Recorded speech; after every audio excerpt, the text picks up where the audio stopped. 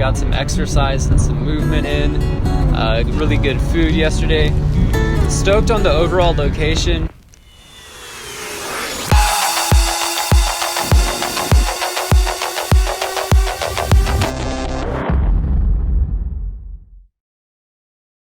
Some highlights from the trip. Dude, the fire spot was sick.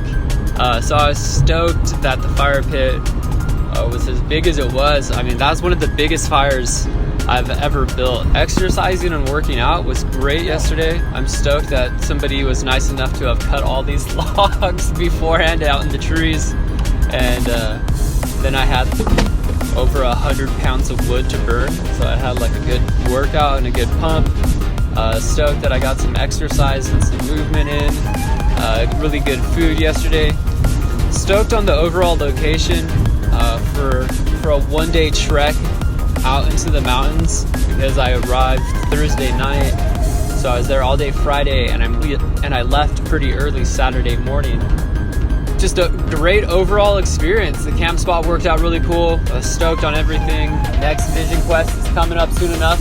4th of July weekend. If you want to do any Vision Quest in person, one-on-one, this is something I do through my coaching practice and through my coaching work. So we could do one-on-one in private or small groups if there's a couple of people. And I also do this just for my friends, but I take a way kick-back approach. I'm not like teaching or trying to coach with homies. So I keep the two separate. Anyhow, this is again Jonathan Paul Duncan at jpd.hlc. Thank you, Kyle, Addicted to Life, One Love, for the edit. Check out Kyle. He has great content all the time.